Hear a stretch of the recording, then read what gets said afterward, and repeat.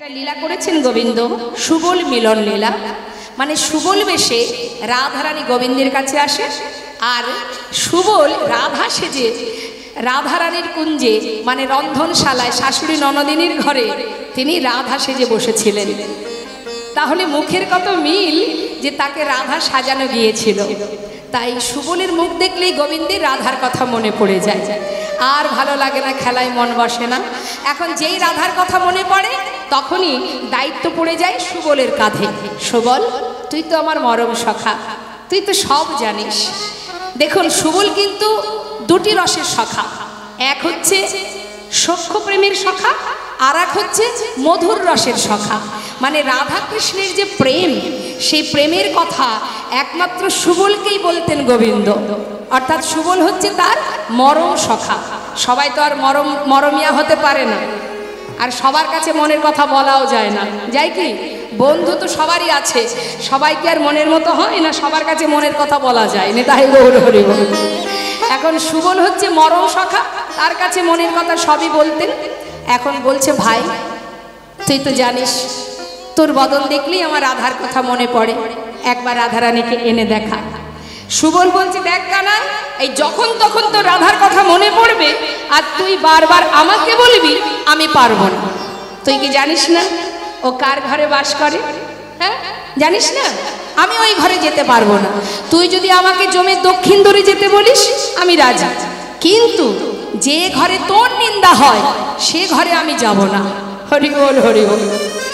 কারণ সুবল তো জানে মা, সুবল বেশে যখন রাধারানী সুবলকে রেখে চলে গিয়েছিলেন গোবিন্দের কাছে, ওই সুবল ছিলেন রাধার কাছে, মানে রাধার ঘরে বউ সেজে।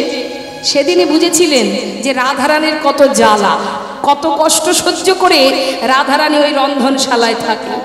সেই দিনই প্রতিজ্ঞা করেছিল, জীবনে যদি এই ঘর থেকে একবার বাইরে বেরোই, আমার বোন রাধারানী তার যত কষ্ট হয় হোক, আমি জীবনে আর রাধা সেজে ওর উপকারের জন্য আমি এই বাড়িতে আসবো না। আমার শিক্ষা হয়ে গেছে, আমি জীবনে আর রাধা সাজবো না, ও ভেবে নিয়েছিল। তাই বলছে, দেখ ভাই, আমি কিন্তু ওই বাড়ি আর যাব না। তুই তো জানিস হাতের 5টা আঙুল কি সমান হয়? গোবিন্দ বলছে সুবলকে, হ্যাঁ রে সখা, 5টা আঙুল যেমন সমান নয়, 5টা মানুষও তো সমান নয়। হ্যাঁ রে, ওই জটিলা কুটিলা যদি আমারই নিন্দামন্দ না করবে, শত্রু যদি না থাকে সাধুর পাশে, তাহলে সাধুর মান মর্যাদা কি বাড়বে ভাই?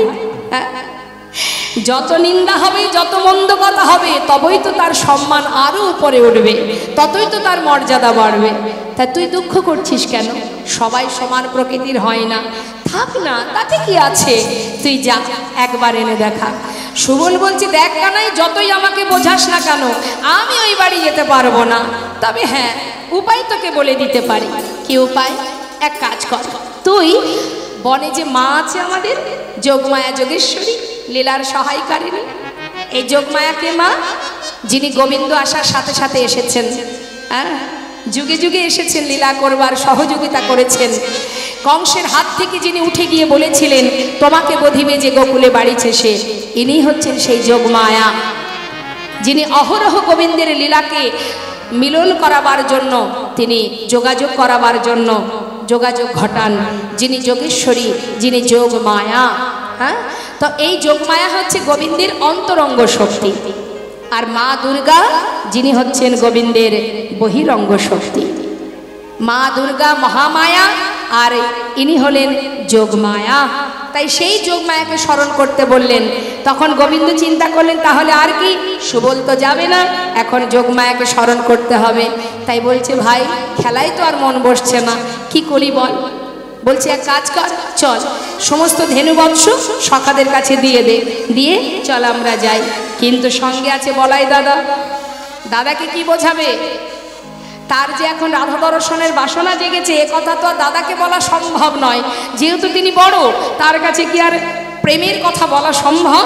তাই কি করেছে গোবিন্দ, যখনই তার মনে রাধা দর্শনের বাসনা জাগে, আর কেউ বুঝুক বা না বুঝুক, বলরাম কিন্তু বুঝতে পারে, কারণ তিনি পঞ্চভাবে ভাইকে সেবা দেয়। তার বদন দেখেই বুঝেছে যে আমার ভাই নতুন কোনো লীলা করতে যায়। তাই তিনি ছলনা করে বলছে, কানাই সারাদিন মাঠে এই যে ধেনু চড়াচ্ছি, প্রচন্ড ঘুম আসছে আমার, আমি এবার একটু ঘুমাবো। তিনি তরুতলে শুয়ে আছে, কপট নিদ্রায়, মানে জেগে জেগে ঘুমানো যাকে বলে মা, হ্যাঁ, কপট নিদ্রায় নিদ্রিত। এখন গোবিন্দ গিয়ে ডাকছে, দাদা, ও দাদা, দাদা তুমি ঘুমালে?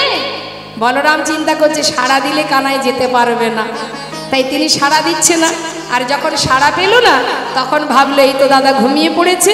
সখাদের বললে, ভাই শোন, যদি দেখিস দাদা ঘুম থেকে উঠে আমার কথা জিজ্ঞাসা করে, আমার দাদা কিন্তু মিথ্যা কথা সহ্য করতে পারে না, কিন্তু সরাসরি সত্য কথাটা বলা যাবে না, হ্যাঁ, ঘুরিয়ে বলবি।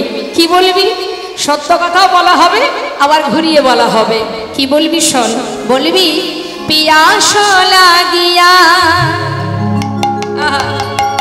গিয়াছে কানাই প্রেম সরোবরের কুলে, বড় পিয়াস লাগিয়া গিয়াছে কানাই প্রেম সরোবরের কুলে, দারুণ পিপাসা মিটাইবার লাগি গিয়াছে যমুনার জলে, দারুণ পিপাসা মিটাইবার লাগি গিয়াছে যমুনার জলে, মিছা কথা যেন বলিস না ভাই, যেন মিছা কথা বলিস না ভাই, সত্য যাহা তাহাই বলিস, দাদা মিছা কথা সইতে না রে, সত্য তাই বলিস, মিছা কথা সইতে নারী, সত্য যাহা তাই বলিস, দাদা মিছা কথা সইতে নারী, সত্য যাহা তাহাই বলিস, দাদা মিছা কথা সইতে নারী, সত্য যাহা তাহাই বলিস, দাদারে যেন মিছা বলো না, গিয়াছে যমুনার কুলে, গিয়াছে যমুনার কুলে। হরিবল হরিবল।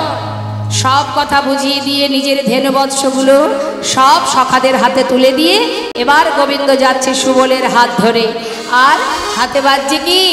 বাঁশি। বাঁশি বাজাচ্ছে কেন? রাধারানী যেন জানতে পারে যে আমি তাকে দেখতে চাই। হ্যাঁ, তা বাঁশি বাজাতে বাজাতে যাচ্ছে। মহাজন পদাবলিতে লিখছেন, কি বলছেন তিনি? দেখো দেখো, খেলা রসে ছিল কানাই,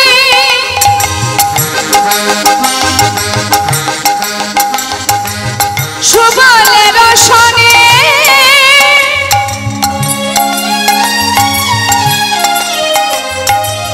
হেন কালে রাধা মদন পড়ে গেল মনে,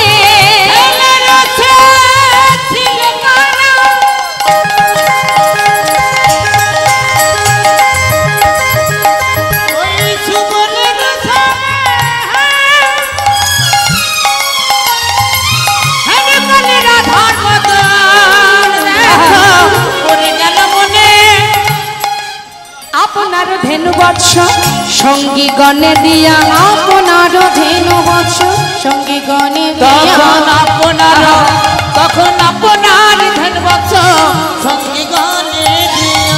এই ভাই, এই রইল গাবিগণ, ঠিকঠাক দেখে রাখবি, একটা গরু যেন এদিক ওদিকে চলে না যায়।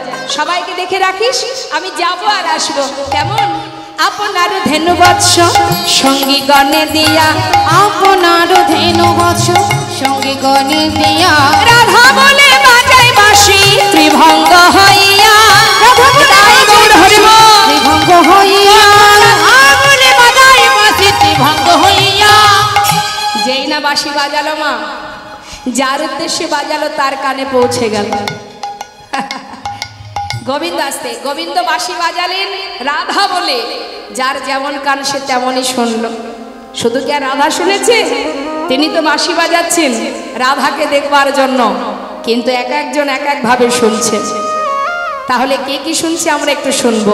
কি বলছে? মাতা যশোমতি শোনে, মানে গোবিন্দ যখন বাঁশি বাজাচ্ছে মা শুনতে পাচ্ছে। মা কি শুনছে? মাতা যশোমতি শোনে, ননী দে মা ননী,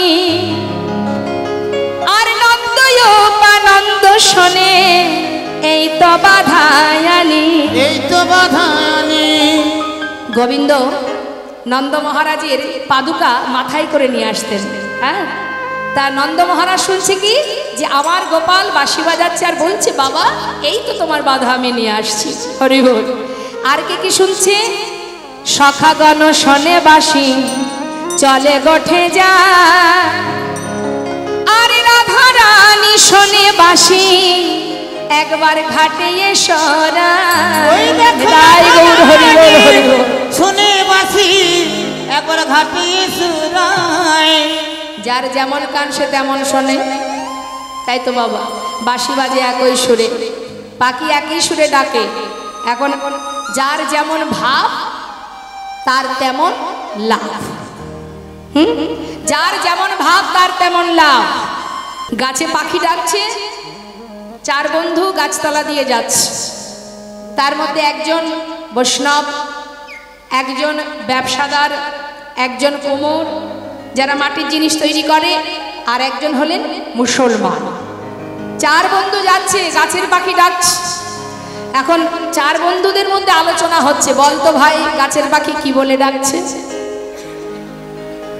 কথাই বলেছি মা, যার যেমন ভাব তার তেমন লাভ। হ্যাঁ, যে যেমন ভাববে তার লাভটা ঠিক তেমনই হবে। আমি বৈষ্ণব বলছি। হ্যাঁ বল বন্ধু, গাছের পাখি কি বলছে বল। পাখি, গাছের পাখি কি বলছে যেন, অন্য কিছু বলেনি, বলছে হরে কৃষ্ণ রাধা। বাহ বাহ বাহ বাহ। এবার আর একজন যিনি ব্যবসাদার, এই যে ঠিক বলছে না? তাহলে তুই বল কি বলছো? পেঁয়াজ রসুন আদা। তাই বলেছি আমি। এবার যে কোমর সে বলছে ধুর তোদের একটাও ঠিক হচ্ছে না। আমার মন বলছে ও যেন বলছে মাটির জিনিস তৈরি করে যারা, তারা কি বলছে? বলছে আমার মনে হচ্ছে ও বলছে হাড়ি কলসি নাদা। এবার তার মধ্যে যে মুসলমান ভক্ত মানে মুসলিম, তিনি বলছে ধুর বন্ধু তোদের একটা কথাও ঠিক নয়।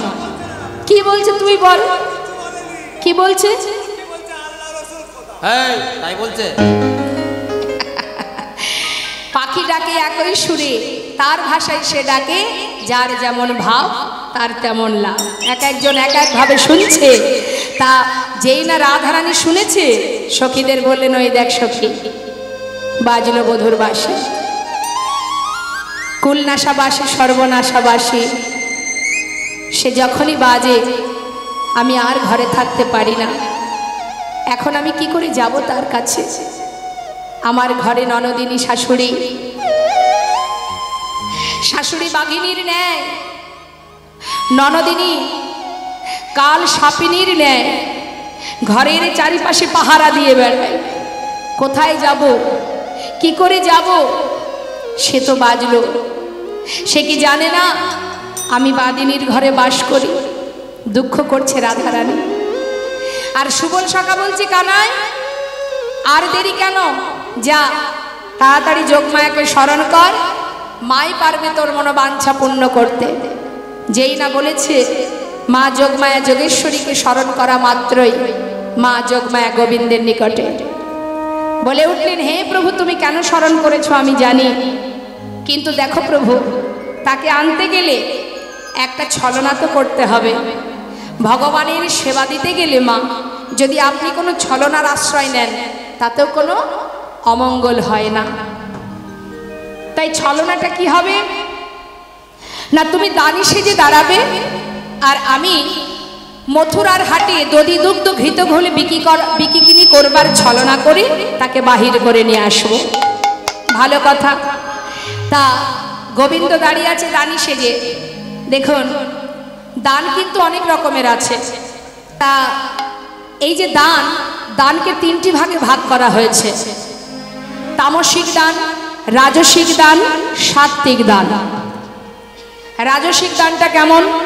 আপনার অনেক টাকা পয়সা আছে, আপনি বাড়িতে বৈষ্ণব সেবা দিচ্ছেন, দেখা গেল 2000 বৈষ্ণব সেবায় আপনি দিলেন, কিন্তু যে ব্যক্তির অর্থ দিয়ে 2000 বৈষ্ণব সেবা হলো তার ভিতরে একটা উদ্দেশ্য যদি থেকে যায়, সেই উদ্দেশ্য যদি সফল না হয় পরে গিয়ে আফসোস করে, এত টাকা খরচ করলাম, এত কিছু দিলাম, সব বৈষ্ণব সেবা হলো, কিন্তু যে উদ্দেশ্যে আমি সেবা দিলাম সেটাই আমার পূর্ণ হলো না, আফসোস করা। বা দেখা যাচ্ছে কি একটা হরিবাসরে অনেক টাকা ডোনেশন করলো, করবার পর তার মনের ভিতরে যদি অহংকার জন্মে যায় যে আমি এত টাকা দিয়েছি, আমার নামটা মাইকে ঘোষণা করবে, আমি যখন যাব বড় চেয়ারটা দেবে, বারবার আমাকে মাথায় তুলে রাখবে, এই চিন্তা ভাবনা নিয়ে যদি কেউ আমরা দান করে থাকি, এটাকে বলা হয় রাজসিক দান। শাস্ত্রে বললেন এই দান ব্যর্থ হবে তোমার। শুধু অর্থই দেবে, অর্থ তুমি দিলে, কার অর্থ? তার অর্থ, সে তোমাকে দিয়েছে তাই তুমি দিচ্ছ, কিন্তু দেওয়ার পরে তোমার ভিতরে যদি অহংকার এসে যায়, তাহলে গোবিন্দের যে কৃপাটুকু তুমি পেতে সেটুকু আর পাবে না। কেন এত অহংকার করব আমরা? একবার চিন্তা করে দেখুন না মা। আমার বলতে কিছু আছে জগতে? কিচ্ছু নেই। অনেকে দেখবেন অহংকার করে বলে আমার 10টা বাড়ি আছে, বলে আচ্ছা 10টা বাড়ি আছে কি 10টা গাড়ি আছে, 5টা বাড়ি আছে, আমরা অহংকার করি না? করি তো। আমি করেছি, অনেকে বলে দেখবেন আমি করেছি, কিন্তু ভুল। তোমার যদি কর্মফল ভালো থাকে, তুমি তার কৃপায় পেয়েছো, আবার যদি তোমার ভিতরে অহংকার আসে, আবার তিনি কেড়েও নিতে যান। তা একবার বলুন দেখি বাবা, যদি আমার 5টা বাড়ি থাকে মা, 5টা বাড়িতে কি একসঙ্গে থাকা যায়? বলে দূর, একসঙ্গে কি থাকা সম্ভব? আমি একটা বাড়িতেই থাকি। ভালো কথা। তাহলে 5টা বাড়ি থাকা সত্ত্বেও থাকতে হয় আমাকে একটা বাড়িতে। গেল, একটা বাড়ির পুরো বাড়িটা জুড়ে থাকতে পারি? থাকি কোথায়? একটা ঘরে, একটা রুমে। একটা রুমে আমি থাকি, একটা রুমের পুরো জায়গাটা জুড়ে আমি থাকি। নেতাই গৌর হরি বল। সেই একটা রুমের মধ্যে যদি একটা 6-7 পালঙ্ক থাকে, সেই পালঙ্কে আমি থাকি। আচ্ছা, সেই যে 6-7 পালঙ্কটা, সেই পালঙ্কের পুরোটাই কি আমি থাকি? এক পাশে। এখন কেউ যদি বলে কিরে এই পালঙ্কটা তো তোর, তুই পুরোটা জুড়ে ঘুমাবি, বলে হবে না, আরো একজন ভাগিদার আছে এখানে, শেয়ারে আরো একজন আছে, তাকেও জায়গা দিতে হবে। তার মানে কি হলো মা? আমার 5টা বাড়ি, 10টা গাড়ি, এত প্রতিপত্তি, এত বিষয় সম্পদ সবই আছে, কিন্তু থাকার জায়গা, আমার জায়গা মাত্র 3.5 হাত। নেতাই গৌর হরি বল, হরি বল। আমার 10টা গাড়ি আছে, আচ্ছা একটা গাড়িতে হাত, একটা গাড়িতে পা, একটা গাড়িতে মাথা, একটা গাড়িতে দেহ দিয়ে চলতে পারবো? পারবো না। বলে তাই আর হয়? গাড়ি তো চালাতে হবে আমাকে একটাই। নেতাই গৌর হরি বল। তাহলে আমরা কেন এত অহংকার করি? যেখানকার সম্পদ সেখানেই পড়ে থাকবে, আমাকে চলে যেতে হবে আমার সুকৃতি অনুযায়ী। আমার যে ফল পাওনা আছে, যেমন কর্ম তার তেমন ফল। ভালো কাজ করলে সুফল, আর কুকাজ করলে কুফল। এই ফলের বোঝা মাথায় করে নিয়ে যেতে হবে, আর কিচ্ছু যাবে না, কিচ্ছু যাবে না। তোমার এত কিছু আছে, তুমি একবার বর্ডার থেকে যাওয়ার সময় নিজের পাসপোর্টটা দেখিয়ে বলবে, একটা পাসপোর্ট দেখিয়ে বলবে এই পাসপোর্টে আমার ছেলে, আমার মেয়ে, আমার বাড়ি, আমার শ্বশুর শাশুড়ি, আত্মীয় পরিজন সবাইকে আমি নিয়ে যাব। হবে? নেতাই গৌর হরি বল। গুরুত্ব দিয়ে বুঝতে হবে।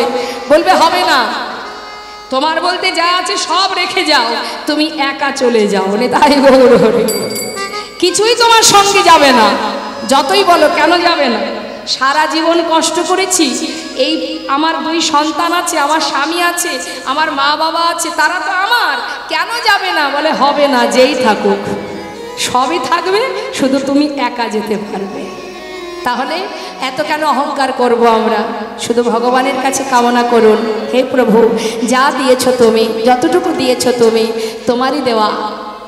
আমার থেকে যারা দিনহীন কাঙাল, যারা দিন দুঃখী, তারা তো কিছুই পায়নি, আমি তো অনেক পেয়েছি, তাতেই খুশি প্রভু।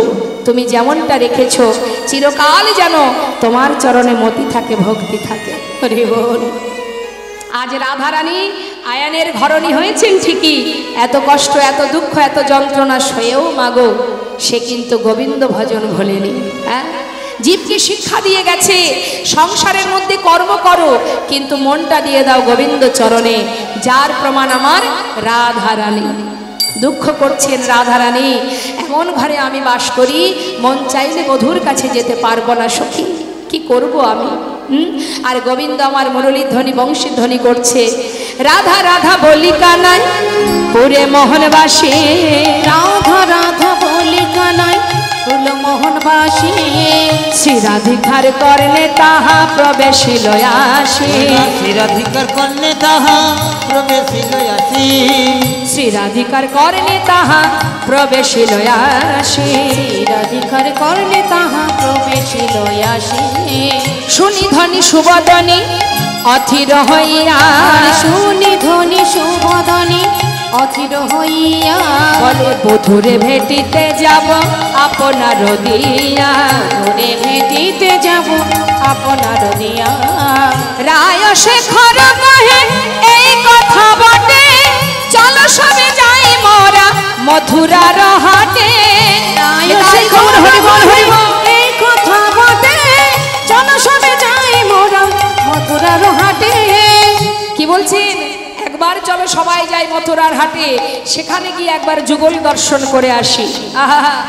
আর এদিকে শ্রীমতী রাধারানী সখীগণকে নিয়ে মনের দুঃখ প্রকাশ করছে, আর যোগ মায়া গোবিন্দকে দানই সাজিয়ে দাঁড় করিয়ে রেখে এবার যাচ্ছে মা বড়িমায়ের রূপ ধারণ করে জটিলার ভবনে। হরিবল হরিবল। মায়েরা বলুন দেখি, রাধারানীর শ্বশুর বাড়ি কোথায়? বৃন্দাবনে তো ঠিক, কিন্তু বৃন্দাবনের কোন জায়গায়? বাপের বাড়ি কোথায়? বর্ষানা। শ্বশুর বাড়ি যাবট। হরিবল হরিবল। এখন যাবটে রাধারানী আমার শাশুড়ি ননদিনীর ঘরে, তিনি রন্ধনশালায় আছে, আর এদিকে মা যোগমায়া তিনি গোবিন্দকে দাঁড় করিয়ে রেখেছে পথের ধারে, যাচ্ছে জটিলা ভবনে। কিন্তু ছলনা কি? দধি দুগ্ধ ঘৃত ঘোল মথুরার হাটে বিক্রি করবার ছলনা। এখন ঘোমটা টেনে বড়িমায়ের রূপ ধারণ করে যাচ্ছি জটিলা ভবনে। তোরা কেউ বিকে যাবিল অপাড়ার গোয়ালিনীরা, তোরা পেল ও পাড়ার গোয়ালিনীরা, তোরা কেউ বিকে যাবি গো ও পাড়ার গোয়ালিনীরা, তোরা কেউ বিকে যাবিল ও পাড়ার গোয়ালিনীরা, তোরা কেউ বিকে যাবি গো ও পাড়ার গোয়ালিনীরা, দধি দুগ্ধ ঘৃত ঘোলে, দধি দুগ্ধ ঘৃত ঘোলে, অগো দধি দুগ্ধ ঘৃত ঘোলে, দধি দুগ্ধ ঘৃত ঘোলে, সাজা গো পশরা তোরা তোরা বিকে যাবি গো ও পাড়ার গোয়ালিনীরা, তোরা কেউ বিকে যাবিল ও পাড়ার গোয়ালিনীরা।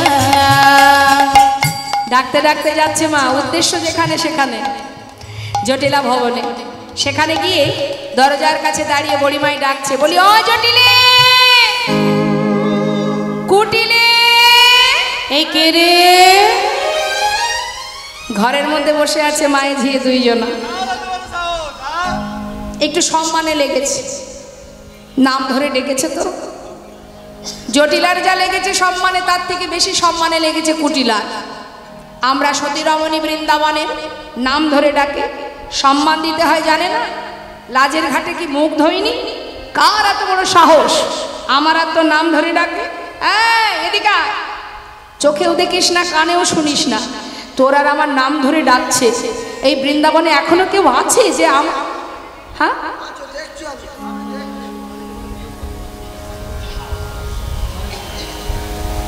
এমনও কেউ আছে এখন আমাদের নাম ধরে ডাকে? যা তো দেখে আয়। এখন জটিলা বসে আছে, কুটিলা গেছে মা দরজা খুলতে। তা আমার মায়েদের কাছে একটু জিজ্ঞাসা করি, রাধে রাধে, কুটিলা কি শুধু বৃন্দাবনে আছে?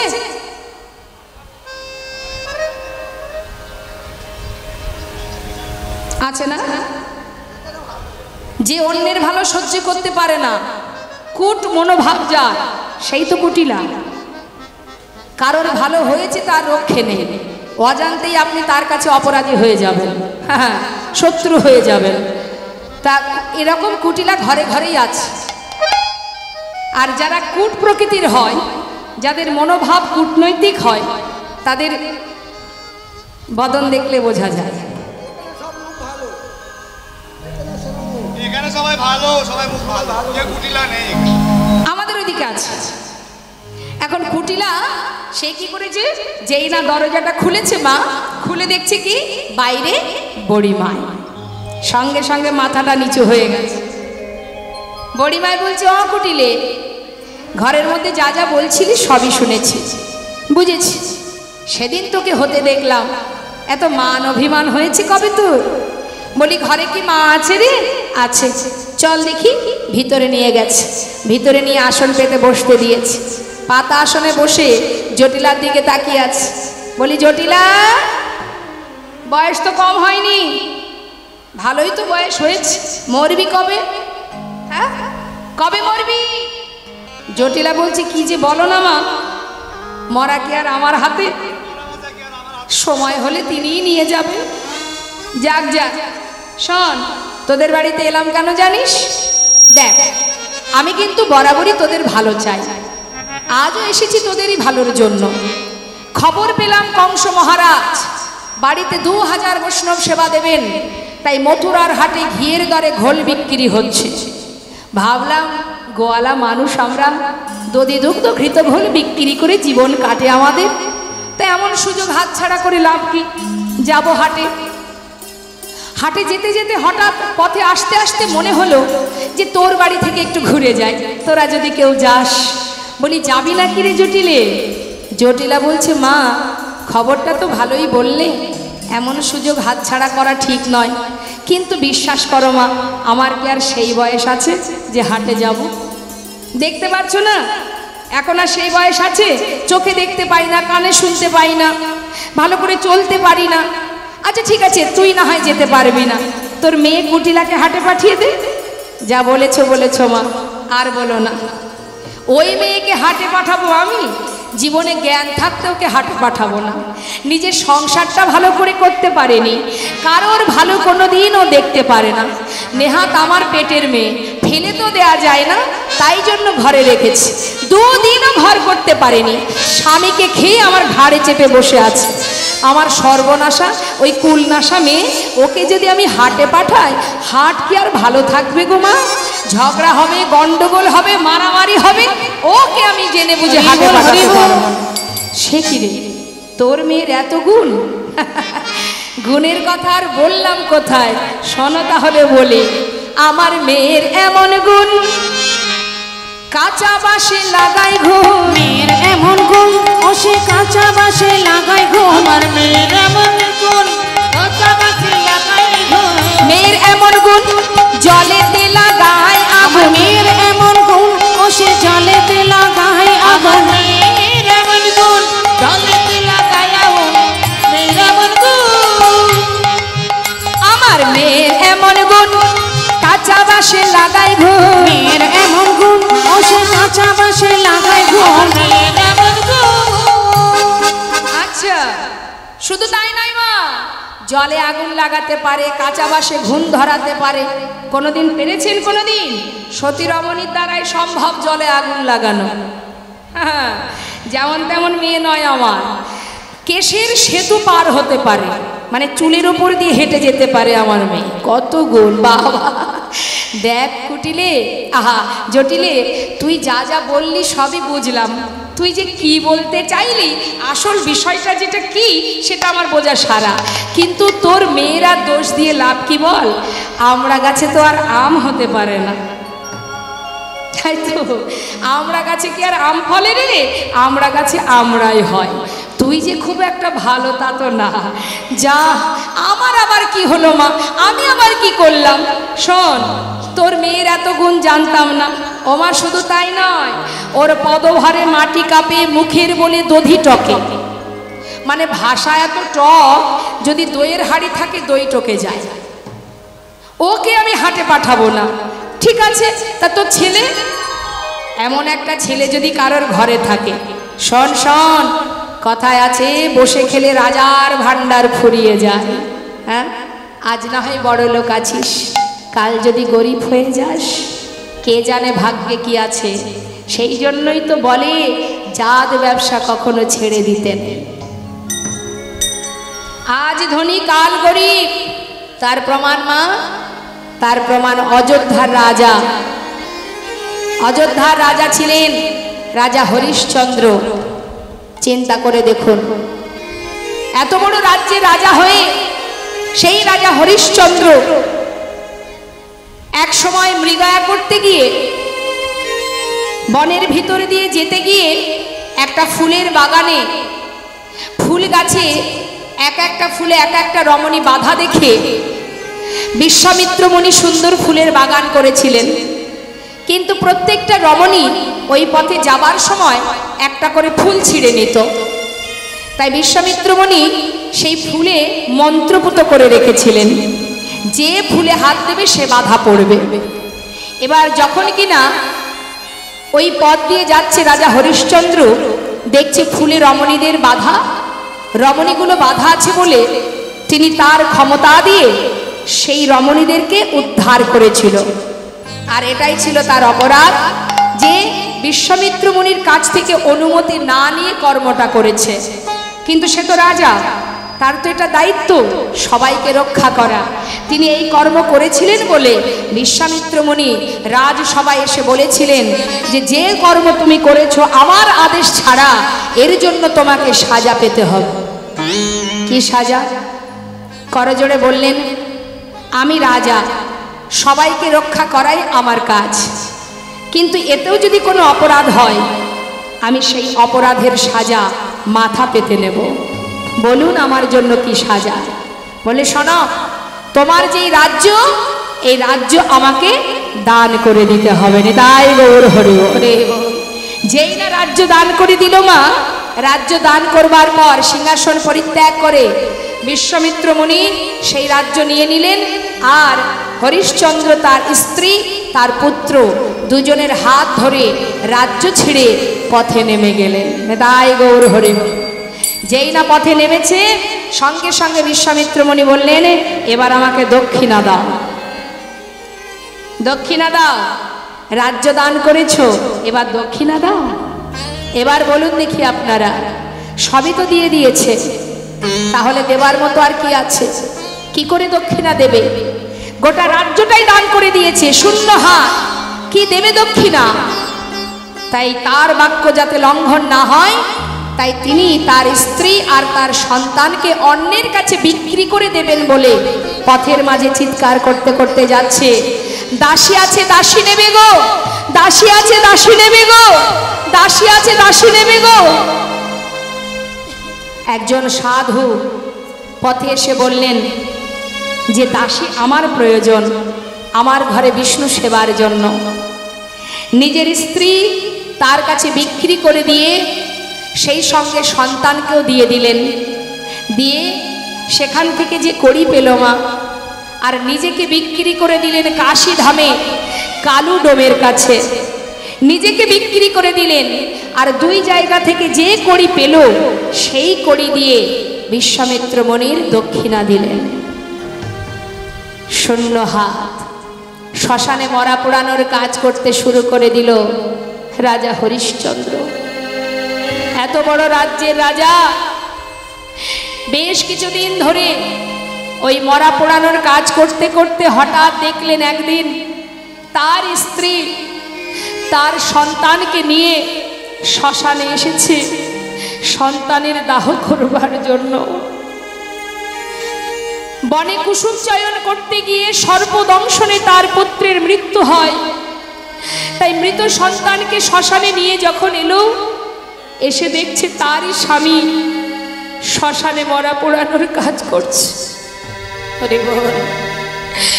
তার স্ত্রী শৈবা চোখের জলে বুক ভাসিয়ে কাঁদছে, স্বামী আমাদের একমাত্র সন্তান, সে যে মারা গেছে। ছেলের নাম রুইতাস্য। ছেলেকে শ্মশানে দাহ করতে গেলে মা, আমাদের সমাজে একটা নিয়ম আছে, শ্মশানে 16 আনা দিয়ে কড়ি দিতে হয়, পাড়ের কড়ি। কিন্তু হরিশ্চন্দ্রের কাছে একটা কড়িও পর্যন্ত নেই। তাই মৃত সন্তানকে কোলের মধ্যে করে নিয়ে ওই গঙ্গার ঘাটে বসে বসে চোখের জলে মুখ ভাসিয়ে কাঁদছে আর বলছে, দয়াময়, এ কোন কঠিন পরীক্ষায় তুমি আমায় ফেলেছ? চেয়ে দেখো তুমি আমার দিকে, আমি সেই অযোধ্যার রাজা। আজ নিজের সন্তানের শেষ কাজ করবার জন্য একটা 16 আনা কুড়িও আমার কাছে নেই। ঘাটে বসে কাঁদছে। হে মাধব, হে দয়াল, হে পারের কান্ডারি, একবারে নিজ গুণে পার করে নিয়ে যাও। চেয়ে দেখো প্রভু, এমনই সাধের রাজ্য ছাড়ি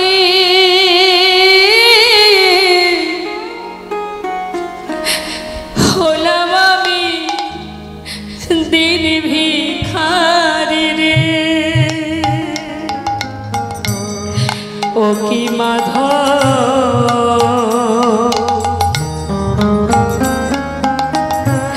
কৃপা করে ফিরাও নৌকা, একবার পার করে না। ওই না এত সাধে রাজ্য ছাড়ি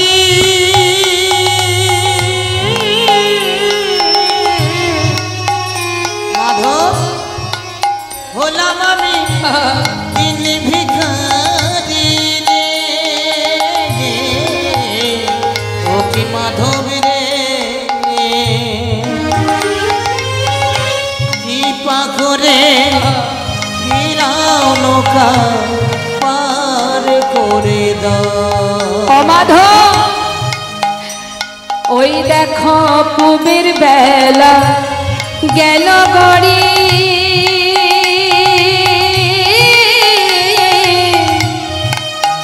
ওগো নাই গো আমার টাকা কড়ি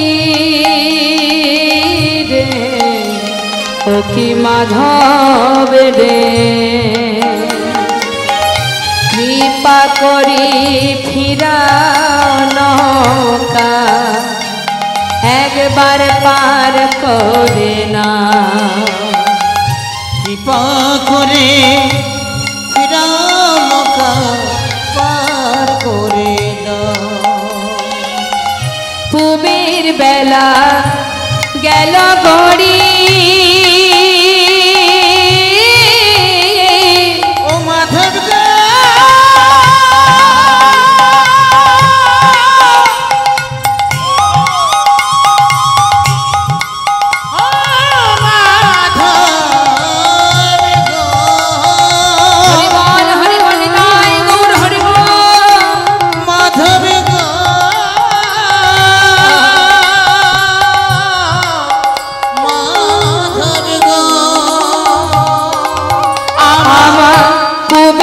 বেলা গেল গড়ি, হব নাই গো আমার পারের কড়ি রে। ও মাধব রে, কৃপা করে ফিরাও নৌকা পার করে দাও। কি মাধব রে,